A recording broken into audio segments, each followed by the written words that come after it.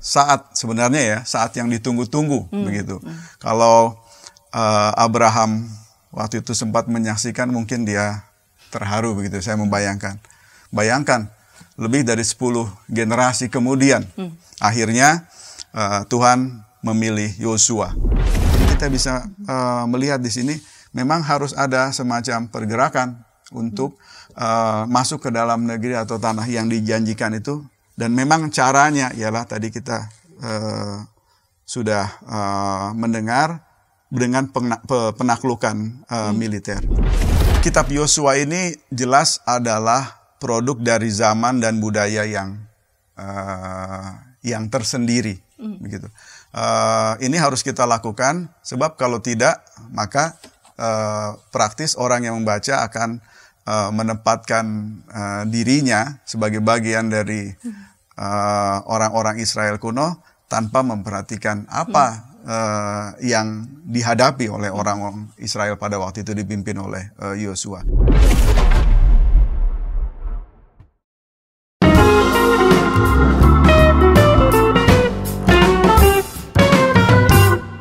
Sahabat TKB, jumpa kembali dalam program Ngulik Alkitab. Saya sebagai pemandu percakapan, Pendeta Santiani Manurung. Sahabat, program Ngulik Alkitab ini diselenggarakan sebagai sarana, sebagai media bagi kita membaca kitab suci, lalu kemudian menggali, menemukan pesan-pesan yang sangat berharga dalam setiap teks yang diulik, lalu kita akan melihat relevansinya untuk kehidupan kita sehari-hari. Pada episode kali ini kita mengulik Yosua pasal 1 ayat 1 sampai 18. Yosua pasal 1 ayat 1 sampai 18 diberi judul Identitas, Penggenapan Janji, dan Hak-hak Asasi Manusia. Dan yang akan mengulik teks Yosua pasal 1 ayat 1 sampai 18 telah hadir di studio Bapak Pendeta Agustinus Setiawidi THD. Salam jumpa Bapak Pendeta. Salam jumpa Bapak Pendeta Santi. Akhirnya Bapak Pendeta Agustinus Setiawidi bisa dan ketemu waktu yang pas ya. Karena kesibukan beliau sebagai dosen biblika Perjanjian Lama di Sekolah Tinggi Filsafat Teologi Jakarta, Jalan Proklamasi 27. Baiklah Bapak Pendeta, kita akan mengulik teks Yosua pasal 1 ayat 1 sampai 18. Kita mulai dengan doa. Mari silakan Bapak Pendeta dapat memimpin kita dalam doa. Baik. Mari kita berdoa. Ya Tuhan, Engkau telah berfirman kepada nenek moyang rohani kami, dan firman-Mu itu tertulis di dalam Alkitab.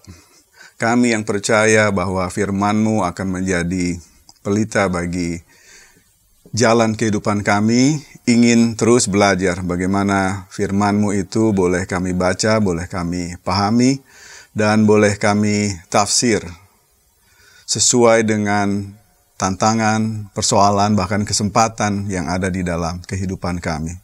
Karena itu kami berdoa kiranya Engkau menolong kami di dalam percakapan kami dalam acara Ngulik Alkitab ini, sehingga kami boleh dicerahkan dan kami mendapat banyak inspirasi Alkitabiah yang berguna, bermanfaat, agar kehidupan kami menjadi lebih baik seturut dengan kehendak-Mu. Di dalam Kristus kami berdoa. Amin. Amin.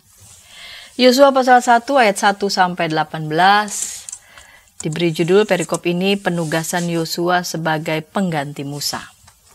Sesudah kematian Musa, hamba Tuhan itu, berfirmanlah Tuhan kepada Yosua bin Nun, abdi Musa itu demikian. Hambaku Musa telah meninggal, sebab itu bersiaplah sekarang, seberangi sungai Yordan ini, engkau dan seluruh bangsa ini, menuju negeri yang akan kuberikan kepada mereka, kepada orang Israel. Setiap tempat yang diinjak telapak kakimu akan kuberikan kepadamu, seperti yang telah kujanjikan kepada Musa.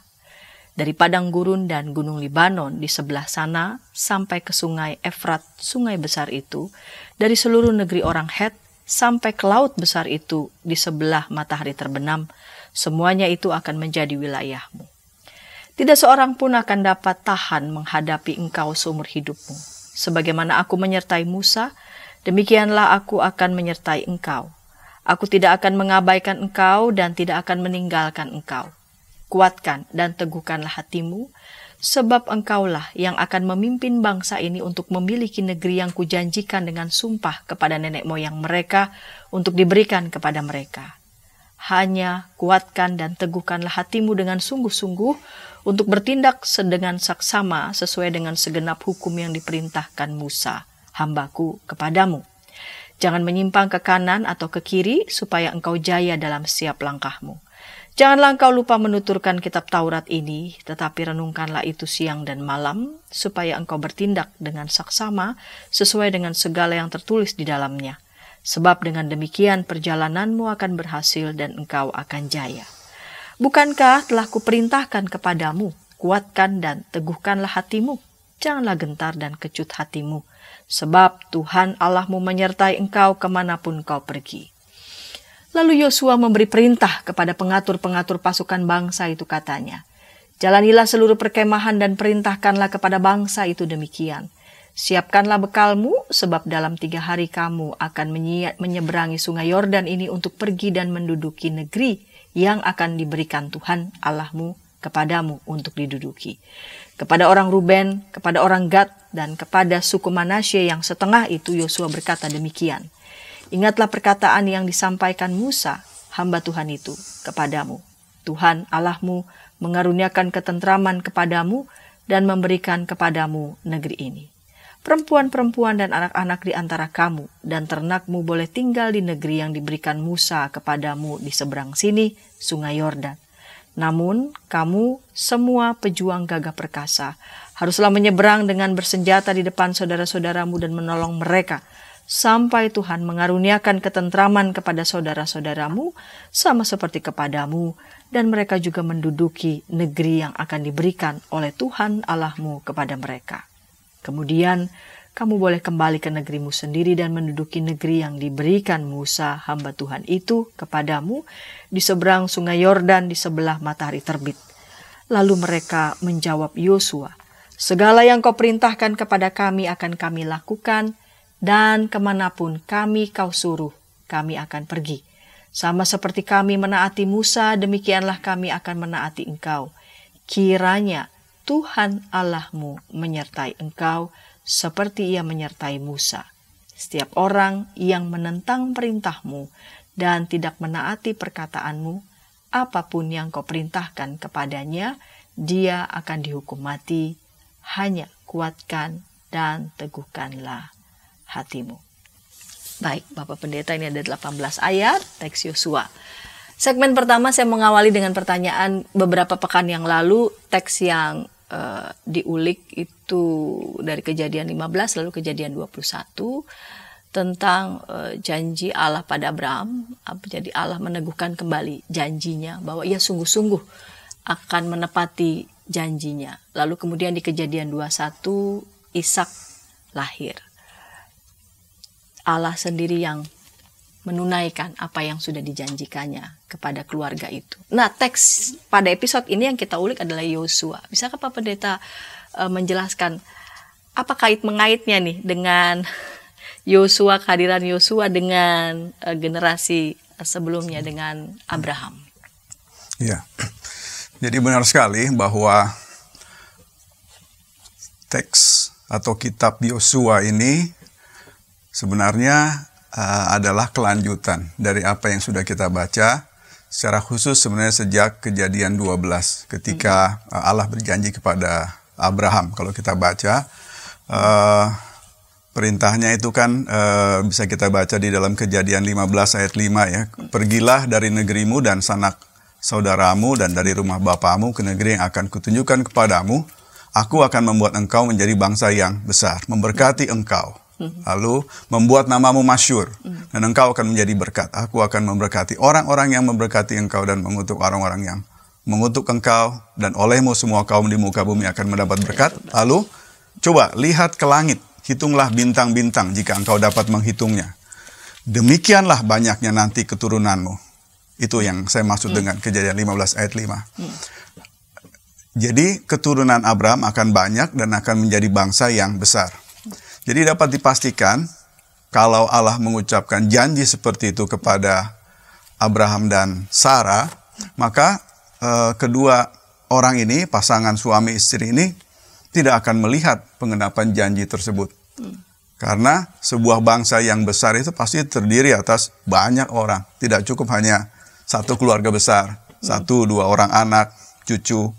Nah, jadi setiap generasi pada waktu itu keturunan Abraham, kita bisa membayangkan, mau tidak mau harus percaya bahwa kalau janji itu tidak digenapi pada generasi mereka, dalam kurun waktu generasi mereka, itu pasti akan digenapi pada kurun waktu selanjutnya, generasi selanjutnya. Kalau tidak, generasi selanjutnya. Begitu terus, sampai janji itu benar-benar digenapi. Jadi, dengan konteks janji Tuhan kepada Abraham itu, sekarang kita melihat di dalam kitab Yosua ini, tadi sudah kita baca pasal pertama, ayat 1-18, penggenapan itu mulai kelihatan, mulai tampak. Yosua menggantikan Musa yang menjadi pemimpin, dipakai oleh Tuhan untuk mewujudkan janji ilahi itu yang pernah diucapkan kepada nenek moyangnya, Abraham. Jadi inilah saat sebenarnya ya, saat yang ditunggu-tunggu begitu. Kalau Abraham waktu itu sempat menyaksikan, mungkin dia terharu begitu, saya membayangkan. Bayangkan, lebih dari 10 generasi kemudian, akhirnya Tuhan memilih Yosua. Tadi sudah kita baca, kuatkan, teguhkan hatimu, sebab engkaulah yang akan memimpin bangsa ini, memiliki negeri yang kujanjikan dengan bersumpah kepada nenek moyang mereka.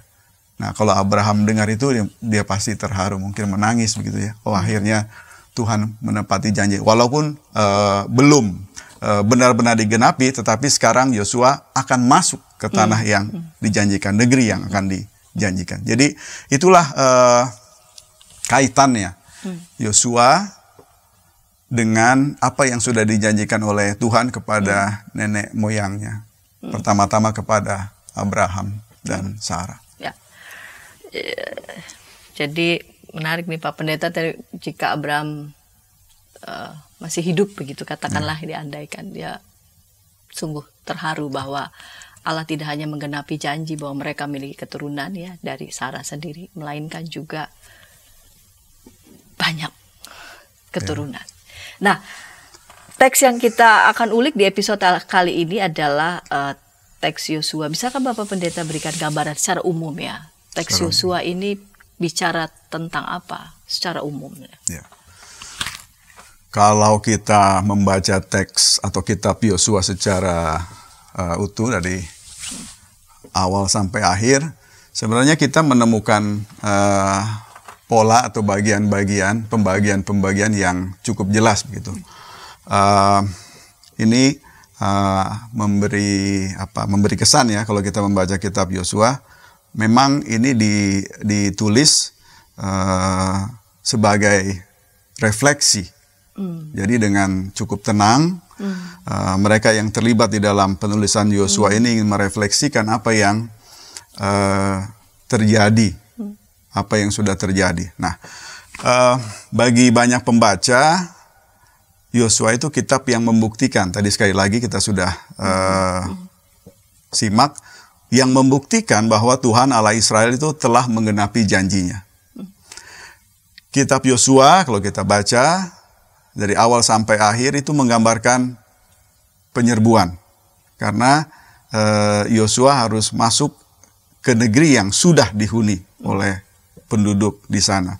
Ada penyerbuan, ada penaklukan, ada pembagian tanah Kanaan, ada pengorganisasian diatur oleh Yosua yang tampaknya ini pemimpin yang tegas sebagai penerus Musa. Jadi kalau kita baca, kita mendapat kesan yang kuat, Yosua ini orang yang tegas. Nah, meskipun kalau kita tertarik ya untuk meneliti ini dari mana saja sih bahan-bahannya kok bisa begitu orang yang menulis kitab Yosua ini akhirnya menyusun sedemikian rupa seperti yang kita baca sekarang. Para ahli percaya bahwa ada cukup banyak sumber yang dipakai oleh penulis Yosua untuk menulis kitabnya. Tapi kalau kita membaca dari awal sampai akhir itu cukup teratur, cukup terorganisasi. Jadi paling tidak kita bisa membagi ke dalam 2 bagian. Ini yang dilakukan oleh para ahli. Jadi pokok bahasannya itu secara garis besar dibagi menjadi 2 bagian. Yang pertama penaklukan militer. Jadi ya penyerangan begitu ya. Pasal 1 sampai 12 itu isinya adalah penaklukan militer oleh Yosua dan orang-orang Israel. Lalu yang kedua, setelah diserang, ditaklukkan, lalu ada kisah tentang pemukiman. Bagaimana orang-orang Israel itu menempati tanah yang sudah dikuasainya. Lalu ada juga kehidupan di tanah yang dijanjikan oleh Tuhan itu di pasal 13 sampai 24. Nah, alur ceritanya tadi sudah kita dengar, ada pidato dari Tuhan Allah Israel, Yosua juga begitu. Lalu yang menarik adalah kalau kita membaca kitab Yosua, itu ada semacam perpindahan atau arah ya, dari mana ke mana begitu. Nah, jadi misalnya saya mencatat di sini, ada penyeberangan dari timur ke barat, ke arah Kanaan. Itu pasal 2 sampai 5, lalu diikuti oleh kampanye militer yang diarahkan ke pusat. Jadi dari timur ke barat, lalu ke pusat, itu ada di pasal 6 sampai 8, ke selatan, pasal 9 sampai 10, lalu ke utara, pasal 11. Lalu diakhiri dengan daftar ringkasan. Lalu pembagian tanah itu meliputi suku-suku di Yordan Timur, pasal 13, lalu suku-suku di pusat, pasal 14 sampai 17, selanjutnya suku-suku di pinggiran. Nah, jadi kelihatan sekali memang ini adalah kitab yang menceritakan bagaimana pada akhirnya janji Tuhan itu mulai digenapi di bawah pimpinan Yosua, dan yang dijanjikan itu kan tanah negeri. Jadi kita bisa melihat di sini memang harus ada semacam pergerakan untuk masuk ke dalam negeri atau tanah yang dijanjikan itu, dan memang caranya ialah tadi kita sudah mendengar dengan penaklukan militer. Nah, kitab Yosua mencapai tujuan akhir dalam 3 bagian penutup, dan 3 bagian ini sebenarnya dimaksudkan untuk meningkatkan kesetiaan Israel. Ya, kalau kita masih ingat di bagian terakhir itu, nah sekarang kita harus sepakat gitu. Kita harus buat perjanjian. Kamu mau setia atau tidak? Nah, ditutup dengan janji, begitu ya, janji orang Israel di tanah yang telah diberikan oleh Tuhan itu. Jadi bentuk janji itu peringatan ya, pasal 22, lalu ada 2 pidato Yosua berisi informasi tentang persiapan awal yang harus dilakukan oleh Yosua dan orang-orang Israel ketika mereka sudah settle di sana begitu. Nah, apa yang kita baca Yosua 1 ayat 1 sampai 18 itu informasi tentang persiapan awal ya, tahap awal. Jadi kalau kita baca tadi, kita membayangkan sebenarnya orang Israel sejak awal itu ketika mereka mau keluar dari Mesir, yang mereka lakukan sebenarnya hanya mendengar apa yang Tuhan perintahkan dan melakukannya. Waktu keluar dari Mesir, Israel praktis tidak berperang dengan tentara Mesir. Mereka hanya melakukan apa yang diperintahkan oleh Tuhan. Sama juga dengan ini. Makanya bolak-balik tadi kita dengar berapa kali, teguhkan, kuatkan hatimu. Mungkin kamu akan goyah mendengar perintah saya, tapi kuatkan, teguhkan hatimu, lakukan apa yang aku perintahkan, persis seperti Musa yang taat melakukan apa yang aku perintahkan kepadamu.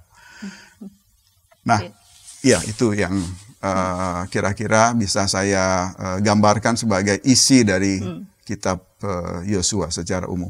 Bagian pertama tadi kita sudah baca sebagai persiapan. Pasal pertama sebagai persiapan mereka akan memasuki tanah yang sebetulnya sudah ditempati oleh penduduk yang sudah lebih dulu ada di sana. Dan bagi banyak pembaca melihat teks ini, janji Tuhan itu mulai digenapi dalam kepemimpinan Musa.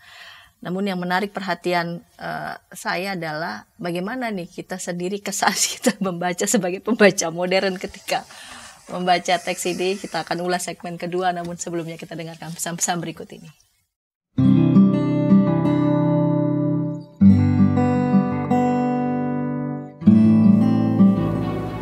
Hi folks, this is Daily Spirit for Youth, a daily devotional that helps you grow closer to God and apply His Word to your life. Daily Spirit for Youth dapat Anda saksikan hari Senin sampai Sabtu pukul 4.30 waktu Indonesia Barat di channel YKB TV. Kita jumpa dalam acara Pembangunan Jemaat. Pembangunan Jemaat setiap Senin di minggu kedua dan keempat pukul 20 waktu Indonesia Barat. Dapat Anda nikmati di channel YKB TV.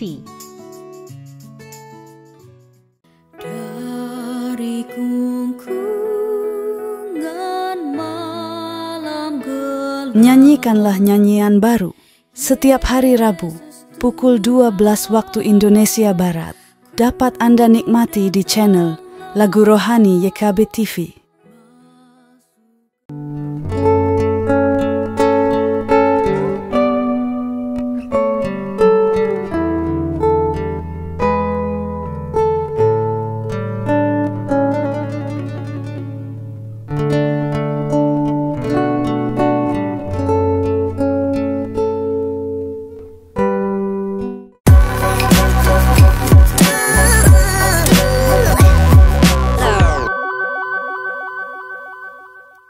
Sahabat YKB, senang masih bersama dengan kami dalam program Ngulik Alkitab. Pada episode kali ini kita mengulik Yosua pasal 1 ayat 1 sampai 18, teks Yosua pasal 1 ayat 1 sampai 18, diberi judul Identitas, Penggenapan Janji dan Hak-Hak Asasi Manusia. Saya sebagai pemandu percakapan, Pendeta Santiani Manuru, mengajak sahabat dapat berinteraksi di kolom komentar yang sudah tersedia. Jika para sahabat ingin mengajukan pertanyaan ataupun juga menyampaikan tanggapan dengan senang hati, narasumber pada episode kali ini, Bapak Pendeta Agustinus Setiawidi THD, akan dengan senang menjawab ataupun juga merespon komentar dari para sahabat. Silakan kita lanjut di segmen yang kedua ini. Pak Pendeta, di segmen pertama sudah menjelaskan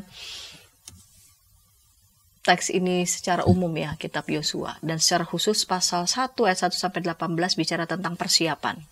Persiapan mereka harus melakukan apa yang Tuhan perintahkan, namun juga sekaligus akan ada yang harus mereka lakukan ya. Berbeda dengan ketika mereka keluar dari Mesir ya, mereka ya keluar, hampir mereka tidak akan berhadapan begitu ya vis-a-vis secara militer. Kalau ini kita akan melihat unsur keterlibatan militer di sana. Nah, bagaimana sebagian pembaca modern ketika membaca teks ini? Kalau sebagian pembaca melihat ini janji Tuhan mulai digenapi gitu. Tapi sebagian pembaca modern ketika membaca teks ini, Pak Pendeta, ada kesan apa? Ya, tergantung siapa yang membaca tentu ya. Tapi kalau kritik itu sudah banyak disampaikan oleh mereka yang merasa terganggu begitu ya. Membaca kisah penaklukan, kalau kita baca selanjutnya, itu sangat mengerikan lah begitu ya, penumpasan penduduk asli sebenarnya yang sudah terlebih dahulu tinggal di sana. Ada tindakan genosida yang sengaja dilakukan terhadap mereka karena kita tadi sudah tahu latar belakangnya, konteksnya penggenapan janji Tuhan. Memang ini tidak mudah membaca kitab Yosua dalam konteks modern. Dalam konteks penduduk yang memiliki pengalaman serupa dengan penduduk Kanaan yang yang diserang begitu ya. Ya kita bisa membayangkan ketidaksetujuan bahkan pemberontakan. Apakah teks ini adalah preteks untuk setiap penaklukan, setiap infiltrasi, aneksasi dan sebagainya. Nah, tapi sekarang kita akan melihat dulu ya, kitab Yosua ini konteksnya apa begitu. Kan tadi kita sudah tahu ini konteks tentang sebuah bangsa, ya, sebuah bangsa yang tadinya kecil lalu bertambah banyak dan akhirnya harus punya wilayah, punya tempat untuk tinggal. Nah, kitab Yosua ini jelas adalah produk dari zaman dan budaya yang tersendiri, begitu. Ini harus kita lakukan sebab kalau tidak maka praktis orang yang membaca akan menempatkan dirinya sebagai bagian dari orang-orang Israel kuno tanpa memperhatikan apa yang dihadapi oleh orang-orang Israel pada waktu itu dipimpin oleh Yosua. Jadi konteks budaya pada waktu itu harus benar-benar kita perhitungkan. Jadi ini tidak boleh disangkal, tidak boleh diabaikan. Yosua memang membahas isu-isu yang masih menjadi perhatian pembaca kontemporer kita saat ini. Nah, saya akan masuk kepada apa yang menjadi persoalan inti, yaitu identitas sesuai dengan judul. Kalau kita sudah tahu bahwa Yosua adalah awal dari pengenapan janji Tuhan kepada nenek moyang Israel, Abraham. Nah, sekarang ada satu topik yang erat kaitannya dengan apa yang dilakukan oleh Yosua dan orang-orang Israel ketika mereka menaklukkan Kanaan, yaitu identitas. Dan jelas ini berarti terkait dengan siapa mereka sebagai umat Tuhan. Tapi pembaca modern juga akan bertanya bagaimana kemanusiaan kita, ya, kita sebagai manusia itu kita tafsir sebagai karunia Tuhan. Bagaimana kita menghargai kemanusiaan ini, terutama kalau kita bayangkan penduduk Kanaan pada waktu itu, mereka kan sudah di situ lebih dulu, begitu. Bagaimana kita bisa menghargai mereka? Apa tanggung jawab kita sebagai manusia? Lalu kalau ada janji Tuhan, ada yang sudah digenapi, lalu bagaimana dengan apa yang tidak digenapi? Apa hubungan umat Allah dengan tanah yang telah dipercayakan kepada mereka? Dan begitu banyak pertanyaan-pertanyaan kontemporer yang bisa kita ajukan. Nah, sekarang saya mau membahas tentang identitas, menghubungkannya dengan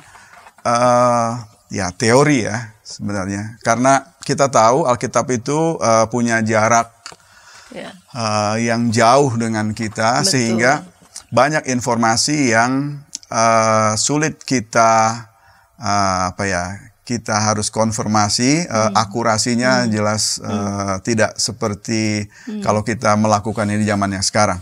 Nah, kalau kita membaca Perjanjian Lama, maka kita membayangkan orang Israel itu adalah orang yang berasal dari luar Kanaan. Kan Abraham dan keluarganya itu berasal dari Mesopotamia, dari luar Kanaan.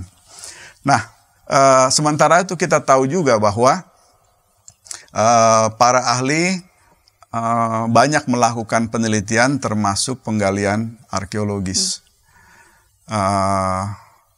Salah satu penemuan yang erat kaitannya dengan pertanyaan siapa sih sebenarnya orang-orang Israel itu, nah itu terkait dengan apa yang oleh para ahli dikenal sebagai stela Israel dari Merneptah, dari Mesir sebenarnya ini.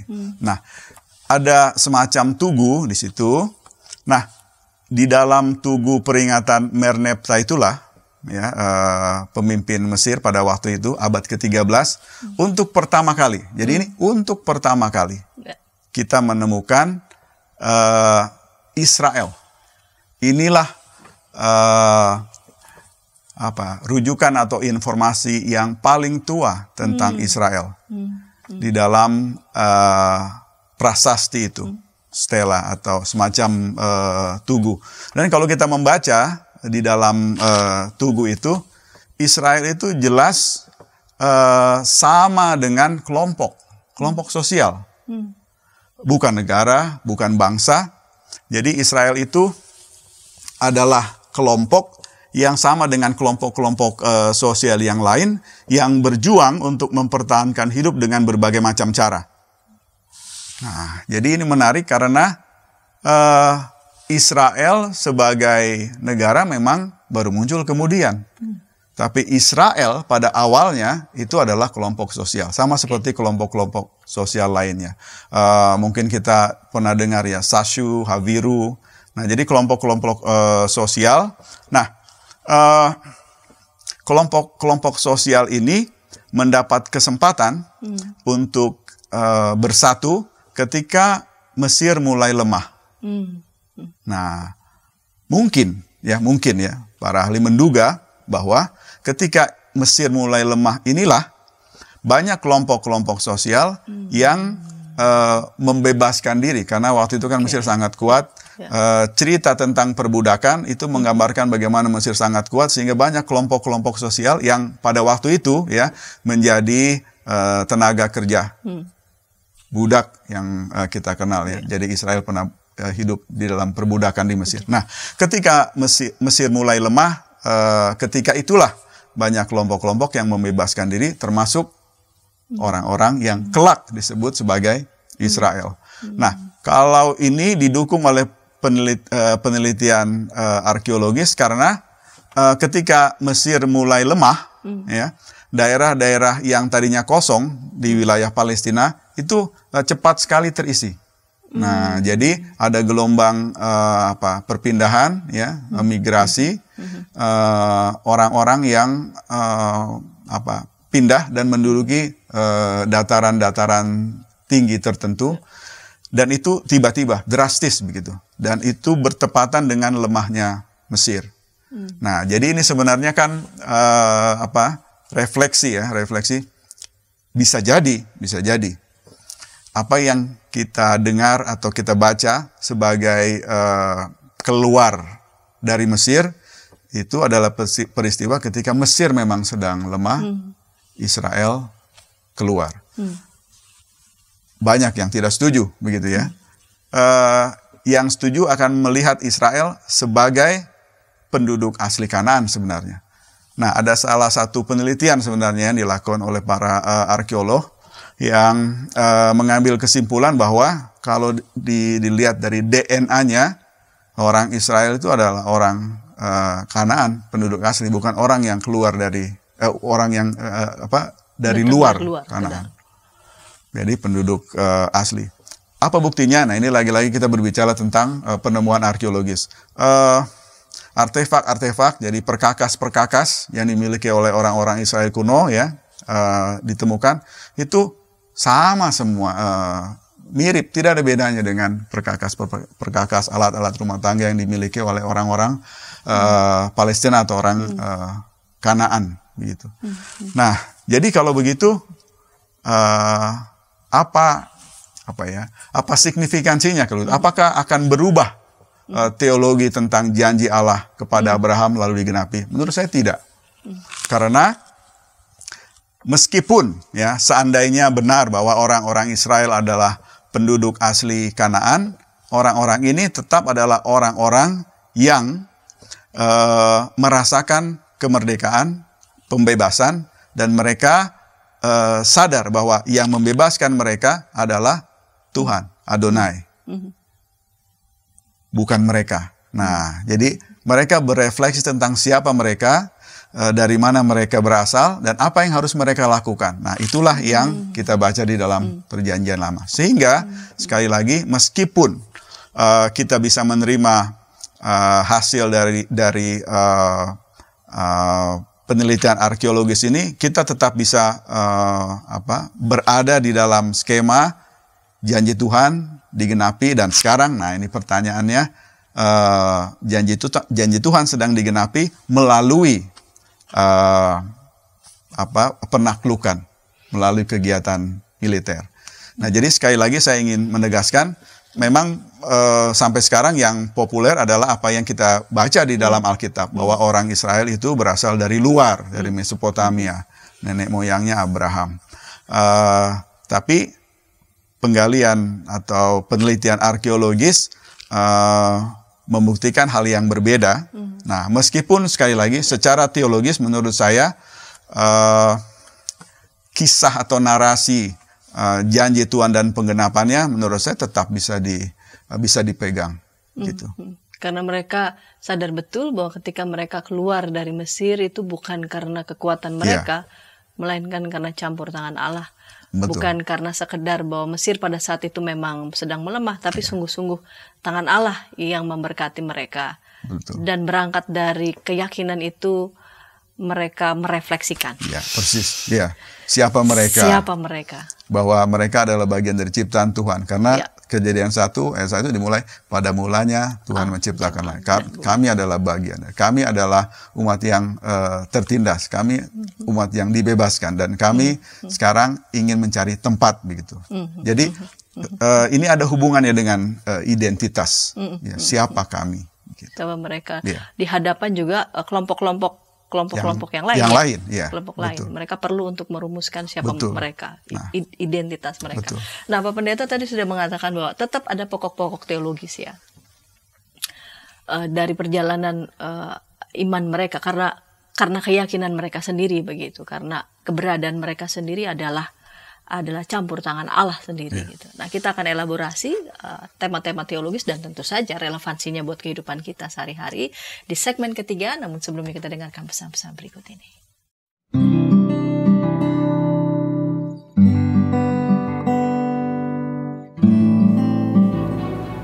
Hi folks, this is Daily Spirit for Youth, a daily devotional that helps you grow closer to God and apply His Word to your life. Daily Spirit for Youth dapat Anda saksikan hari Senin sampai Sabtu pukul 4.30 waktu Indonesia Barat di channel YKB TV. Kita jumpa dalam acara pembangunan jemaat. Pembangunan jemaat setiap Senin di minggu kedua dan keempat pukul 20 waktu Indonesia Barat. Dapat Anda nikmati di channel YKB TV.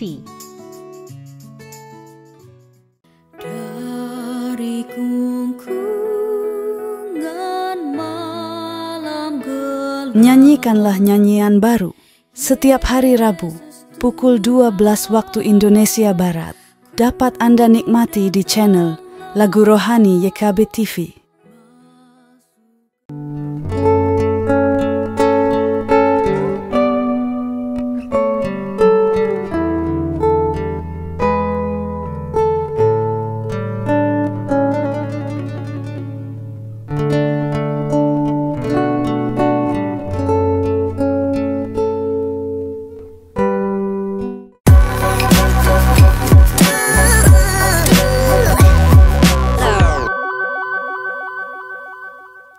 Sahabat YKB, senang masih bersama dengan kami dalam program Ngulik Alkitab. Pada episode kali ini kita mengulik teks Yosua pasal 1 ayat 1 sampai 18 dengan judul Identitas, Penggenapan Janji dan Hak-hak Asasi Manusia dengan narasumber Bapak Pendeta Agustinus Setiawidi THD sebagai dosen Biblika Perjanjian Lama di Sekolah Tinggi Filsafat Teologi Jakarta. Jika para sahabat ada yang ingin menyampaikan pertanyaan ataupun komentar di kolom komentar, Bapak Pendeta sebagai narasumber pada episode kali ini dengan senang hati menjawab ataupun merespon komentar dari para sahabat. Bapak Pendeta, kita lanjut saja ya. Di segmen ketiga, segmen penutup ini, pesan-pesan ataupun pokok-pokok teologis dari teks yang kita ulik pada episode kali ini. Ya, baik. Kitab Yosua jelas adalah kitab yang berisi tentang refleksi teologis. Kalau kita baca tadi bagian yang awal ya, Yosua 1 ayat 1 sampai 18, itu jelas kita mendapat kesan yang kuat sekali bahwa Taurat itu sudah ada. Sudah ada. Nah, jadi ini adalah refleksi. Apa yang harus kalian lakukan? Nah, kira-kira begitu. Nah, yang pertama jelas tentang identitas. Nah, ini salah satu pokok teologis yang penting menurut saya, yang harus kita benar-benar pahami dari kitab Yosua. Jadi pertanyaan yang harus kita ajukan kan, siapa orang Israel yang dipimpin oleh Yosua itu sebagai keturunan Abraham yang diberi janji? Siapa mereka? Nah, ini terkait dengan identitas. Jadi kitab Yosua ini harus dibaca sebagai kitab yang berkisah tentang orang-orang yang memang memerlukan identitas, begitu. Nah, jadi dirancang, ya, kitab ini dirancang untuk menciptakan dan mendukung identitas dari sebuah kelompok yang kelak disebut Israel. Mereka adalah umat Tuhan, begitu. Mereka adalah penguasa tanah Kanaan karena janji, begitu. Mereka adalah umat yang dibentuk dan diciptakan oleh tuntutan hukum yang diberikan oleh Musa. Nah, jadi kitab Yosua terkait dengan identitas ini berusaha untuk memberi informasi kepada pembaca bahwa harus ada keberanian. Tapi sekali lagi ini terkait identitas, ya.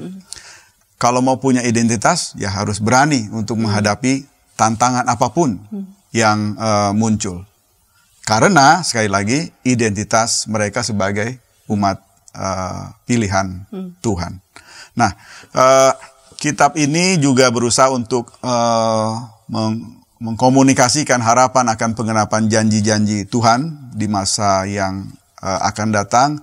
Ada strategi, ada retorika, dan sebagainya. Tapi jangan lupa juga ditekankan ketaatan, karena ada ketidaktaatan.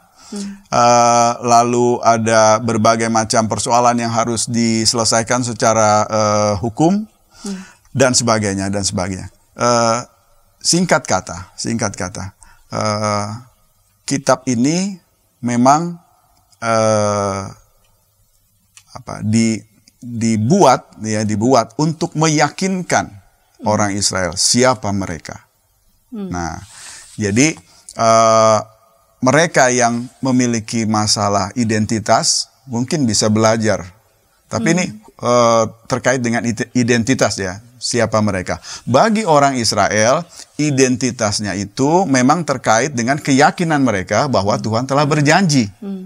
Tuhan telah berjanji kepada nenek moyang, dan sekaranglah pengenapannya. Nah, identitas orang Israel mulai tampak, mulai kelihatan, ya, mulai agak jelas ketika Yosua pada akhirnya memimpin orang Israel menduduki tanah Kanaan. Pertanyaan berikutnya nanti akan kita jawab di akhir segmen ini. Tapi identitas, sekali lagi, ya, itu harus dipahami sebagai keprihatinan dari orang-orang yang memang memerlukannya. Lalu yang berikut, tanah, tentu, ya. Kalau kita mau memiliki identitas sebagai bangsa, apa yang kita butuhkan, atau apa yang paling penting yang kita butuhkan selain tanah? Bagaimana mungkin kita bisa menjadi bangsa yang punya identitas tanpa wilayah, tanpa tanah. Betul, tanpa wilayah, tanpa teritori. Jadi tanah itu penting karena di atas tanah yang dijanjikan itulah orang Israel akan hidup sebagai bangsa yang memiliki identitas. Nah, tapi ini menarik juga soal tanah, karena kalau orang Israel membaca, ya, misalnya kitab Yosua ini dalam periode-periode tertentu, misalnya sekarang, ya, sekarang orang Yahudi mungkin membayangkan, wah, tanah tersebut memang melambangkan janji yang digenapi, tetapi bisa juga kok tanah itu sekarang tidak seperti dulu lagi. Jadi begitulah, ya, tanah jadi pusat identitas, tapi kadang-kadang disesali juga kok sekarang jadi seperti ini, begitu tanah yang dijanjikan Tuhan. Nah, jadi tanah, ya, tanah itu sampai sekarang menjadi tema teologis yang masih relevan. Kita tidak akan menjawabnya, tapi siapa pemilik tanah Palestina yang sesungguhnya sekarang? Apakah klaim Alkitabiah masih tetap berlaku sampai sekarang dan selama-lamanya? Dan apakah klaim itu berarti bahwa tidak ada bangsa lain yang boleh tinggal di Palestina? Nah, itu pertanyaan-pertanyaan teologis terkait tanah. Yang berikut adalah penaklukan. Ini sebenarnya terkait ya dengan identitas dan tanah tadi. Sebenarnya penaklukan di dalam Perjanjian Lama atau kitab suci Ibrani itu bukanlah satu-satunya konsep yang ingin meyakinkan pembaca bahwa orang Israel itu berhak atas tanah. Jadi ada kisah-kisah perjalanan nenek moyang mereka di Kanaan yang sebenarnya sudah memberi petunjuk begitu. Misalnya mendirikan tempat-tempat suci, gitu kan.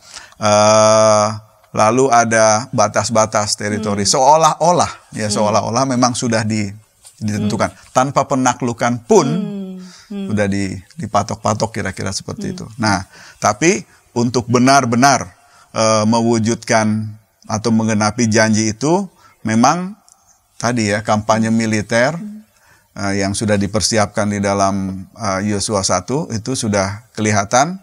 Nanti kita akan melihat bahwa kampanye itu ya benar-benar menjadi penaklukan yang bagi kita yang hidup di zaman sekarang ini ya mengerikan gitu. Karena ada pembantaian, pembunuhan dan sebagainya. Tapi sekali lagi kita harus membacanya sebagai bagian dari identitas umat atau bangsa yang ingin bersatu, memiliki visi dan misi bersama, dan karena itu harus punya tempat. Bagaimana supaya punya tempat? Mau tidak mau harus melakukan aksi kampanye militer. Nah, ideologi penaklukan ini menjadi penting bagi Israel pada waktu itu ya, karena pendudukan mereka atas tanah itu selalu terancam. Nah, ini sebagai catatan kalau kita membaca kitab Yosua, seolah-olah penaklukan itu terjadi hanya dalam 1, 2, 3 serangan. Tapi kalau kita membaca Hakim-Hakim, nah ini menarik, ternyata ya setelah mungkin beberapa wilayah dikuasai, sampai akhir kitab Hakim-Hakim misalnya kita membaca ada wilayah-wilayah yang tidak dikuasai. Kan tetap ada orang-orang asing di sana. Nah, jadi ini menarik karena orang Israel di dalam kitab Yosua dan juga Hakim-Hakim selalu merasa terancam. Selalu merasa terancam. Karena merasa terancam, mereka harus melakukan sesuatu.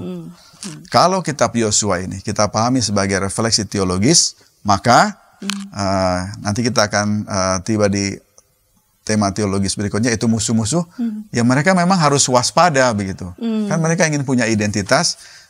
Kalau bisa jangan campur baur dengan bangsa-bangsa lain, karena bangsa-bangsa lain itu berbeda dengan kita. Mengancam identitas. Kira-kira begitu. Identitasnya terancam.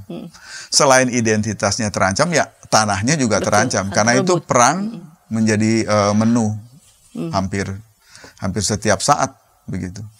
Nah, jadi kita harus tempatkan itu di konteks yang seperti itu. Nah, berikutnya, apakah kita punya musuh begitu ya?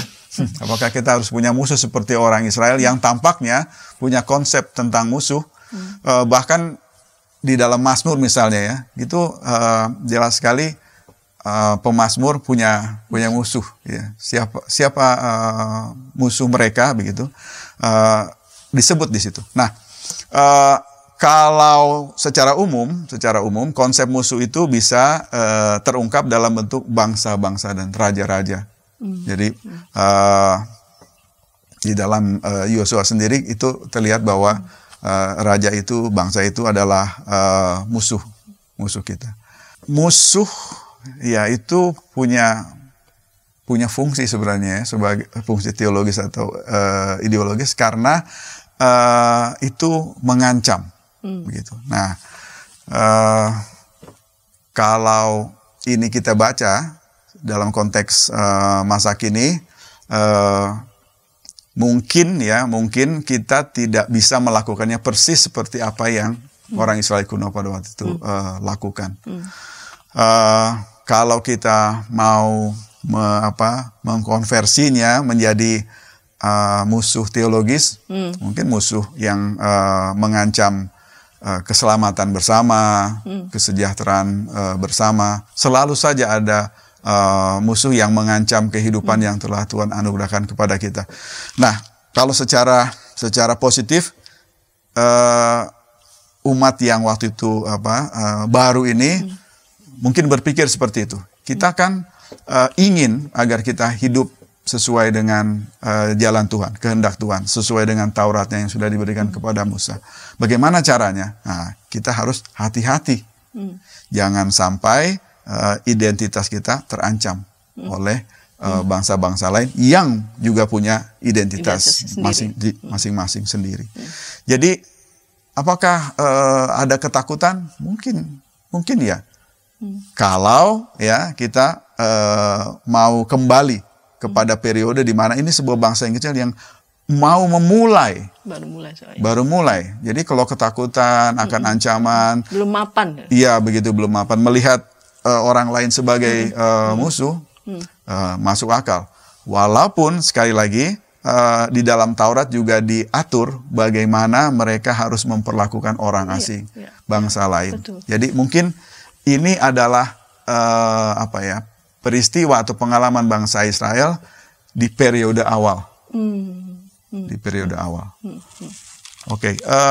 Lalu yang berikut ada konsep, kalau dalam bahasa Ibrani itu cherem. Seperti pampasan perang yang harus benar-benar dimusnahkan atau diambil. Nah, memang ini mengerikan karena kalau kita masih ingat misalnya Raja Saul itu sempat tidak mau menaati perintah Tuhan untuk melakukan cherem ini karena dia menyisakan orang atau sebagian yang dikalahkan. Nah, jadi ini tidak mudah untuk kita pahami. Tapi banyak yang mengkategorikan cherem itu sebagai najis dan suci. Maksudnya begini, kalau orang Israel pada waktu itu ya sedang meneguhkan identitas mereka, maka konsep suci dan najis ini menjadi penting buat mereka. Kalau itu berasal dari bangsa lain, berarti najis. Kalau sudah najis, ya udah, buang aja semuanya. Semuanya buat Tuhan. Itu bukan buat kita. Kita tidak boleh memegang yang najis dan sebagainya. Jadi sekali lagi ini adalah refleksi teologis kalau menurut saya, yang amat sangat mendalam. Kalau kita membayangkan sebuah bangsa yang baru mau memulai mewujudkan visi dan misinya. Ya, selanjutnya tentang hak-hak asasi manusia begitu ya. Ini dan relevansinya buat kita. Iya, relevansinya buat kita. Sebuah pertanyaan yang tidak mudah. Apa relevansi kitab Yosua bagi kita? Kalau isinya adalah penaklukan militer yang seperti ini, meskipun ini adalah bagian dari janji yang akan digenapi. Saya hanya akan merujuk kepada apa yang tadi saya sudah garis bawahi, bahwa kita harus mengembalikan kitab Yosua ini kepada konteksnya. Sebab kalau tidak, akan mudah sekali kita meniru, mengimitasi apa yang dilakukan oleh Yosua dan orang Israel, hanya karena kita punya teks seperti ini. Padahal teks ini berasal dari konteks tertentu. Jadi kita tidak bisa mengabaikan begitu saja konteks Yosua pada waktu itu ya, sebagai bagian dari cita-cita, visi misi bangsa yang kecil yang baru mau memulai memulai kehidupannya di negeri orang lain sebenarnya, di negeri yang sudah ditempati oleh orang lain. Nah, jadi kalau kita mau membaca kitab Yosua, maka menurut saya kita harus menempatkannya di dalam konteksnya. Sebab di dalam sejarah penafsiran kitab Yosua itu sendiri, ini sebenarnya tema atau pertemuan yang berbeda, yang panjang sekali. Kita bisa melihat sebenarnya seperti benang merah begitu, bahwa dari waktu ke waktu kitab Yosua ini dipakai sebagai bukti bahwa Allah mendukung penaklukan sebagaimana yang dilakukan oleh Yosua. Bahkan tidak jarang sampai saat ini saya mendengar gereja, dalam hal ini orang Kristen, yang percaya bahwa apa yang dilakukan oleh pemerintah Israel yang sekarang itu dapat dibenarkan karena itulah yang harus dilakukan berdasarkan pembacaan dan penafsiran atas Yosua. Nah, saya pikir tidak semudah itu. Kita harus memperhatikan banyak hal, terutama konteks ketika Yosua dan orang Israel itu menaklukkan bangsa yang sudah ada di sana dalam rangka pengenapan janji dan dalam rangka refleksi teologis. Siapa mereka, dari mana mereka berasal, apa yang harus mereka lakukan. Dan nanti pada saatnya di akhir kitab Yosua kita membaca sekali lagi, memang ini persoalan identitas. Kamu mau setia, kamu mau setia atau tidak? Kalau kami milih setia pada kira-kira seperti itu. Pertanyaan Yosua pada mereka, dan kemudian Yosua menjawab pilihannya sendiri. Dan Bapak Pendeta juga sudah menjelaskan bahwa di fase-fase kemudian juga kan kita melihat ya dalam catatan Alkitab bahwa orang Israel juga untuk memperlakukan bangsa-bangsa lain, bahkan bangsa-bangsa asing dengan baik, dengan terhormat begitu. Bahkan tanah, hewan, tidak boleh dieksploitasi. Ya, jadi bacalah teks Yosua ini sesuai dengan konteksnya. Dan tidak bisa kita ambil sedemikian rupa untuk konteks kehidupan di zaman ini bahkan yang kita sendiri tahu bahwa penghormatan, penghargaan terhadap martabat manusia sama setara di hadapan Allah. Bukannya kitab Kejadian mengatakan itu? Manusia diciptakan oleh Tuhan sebagai gambar dan rupanya, begitu. Sehingga kita harus menghormati citra Tuhan yang ada dalam setiap manusia. Baik Bapak Pendeta, terima kasih untuk kesediaan pada episode kali ini mengulik teks Yosua pasal 1 ayat 1-18 dengan judul Identitas, Pengenapan Janji dan Hak-Hak Asasi Manusia. Dan ketika tayangan ini dapat memberkati sahabat dimanapun sahabat berada, sahabat dapat membagikannya kepada sebanyak mungkin orang dan dapat menekan tombol like maupun subscribe sehingga boleh mendapatkan update dari tayangan YKB TV. Kita menutup episode kali ini dalam doa. Mari silakan Bapak Pendeta dapat menutupnya dalam doa. Terima kasih, mari kita berdoa. Kami mengucap syukur ya Tuhan, karena Engkau memberikan kesempatan kepada kami untuk merenungkan kembali melalui diskusi, percakapan tentang makna dari kitab Yosua sebagai bagian dari penggenapan janji-Mu kepada nenek moyang Israel. Kami sungguh menyadari bahwa banyak yang harus kami lakukan untuk memahami firman-Mu. Karena itu biarlah apa yang telah kami percakapkan dapat menjadi inspirasi yang bermanfaat, bukan untuk kepentingan salah satu kelompok yang mungkin terlibat dalam usaha untuk menafsir kitab Yosua, tetapi untuk seluruh umat manusia. Kami mempertaruhkan kemanusiaan yang telah Engkau anugerahkan kepada kami. Tidak mudah bagi kami dan mungkin kami sering mengalami kegagalan untuk memahami identitas, untuk memahami kemanusiaan di tengah-tengah kehidupan kami bersama. Karena itu kami memohon kiranya Engkau tetap memberikan kami hikmat. Engkau memberikan kami kesabaran untuk tidak cepat-cepat mengambil keputusan dan kesimpulan. Tolonglah kami agar kami mempertaruhkan kehidupan yang telah Engkau anugerahkan kepada kami. Di dalam Kristus kami mengucap syukur. Amin. Amin.